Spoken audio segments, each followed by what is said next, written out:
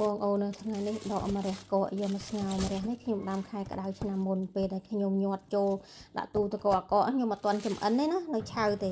ទម្លាប់របស់ខ្ញុំអត់សូវចូលចិត្តហូបម្ហូបឆ្អិនហើយដាក់ចូលទូទឹកកកទេអានេះជាទម្លាប់របស់ខ្ញុំអត់ចូលចិត្តឥឡូវនេះដាក់ទឹកក្តៅទៅហើយស្ងោរទៅពេលខ្លះខ្ញុំមានឆ្អឹងជ្រូកឆ្អឹងអីទៅខ្ញុំក៏ដាក់ស្ងោរជាមួយទៅតែបើអត់មានទេអាដុំសាច់ដែលសល់ហ្នឹងគឺខ្ញុំដាក់ចូលស្ងោរទៅរួចពេលដែរបងប្អូនម្រះនេះដាំខ្លួនឯងឆ្នាំមុនផ្លែច្រើនណាហូបអត់អស់ឥឡូវនេះបានមួយចានបន្ទាប់មកខ្ញុំដាក់ក្នុងកតោអាកតោនេះបើយើងដាក់ពេលព្រឹកអញ្ចឹងណាពេលថ្ងៃយើងហូបបាយនៅក្តៅហុយផ្សែងបងប្អូនអើយល្អប្រើណាអញ្ចឹងខ្ញុំដាក់ទៅវិចយកទៅកន្លែងធ្វើការចំពោះស្លឹកខ្ទឹមបេះក្រោយផ្ទះមកខ្ញុំអត់ទាន់ដាក់ទេគឺខ្ញុំហាន់ខ្ញុំចូលចិត្តដាក់ពេលស្លឹកខ្ទឹមវានៅស្រស់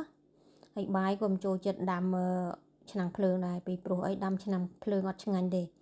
ដាំតែឆ្នាំងធម្មតាទៅមានក្តាំងស្រួយឆ្ងាញ់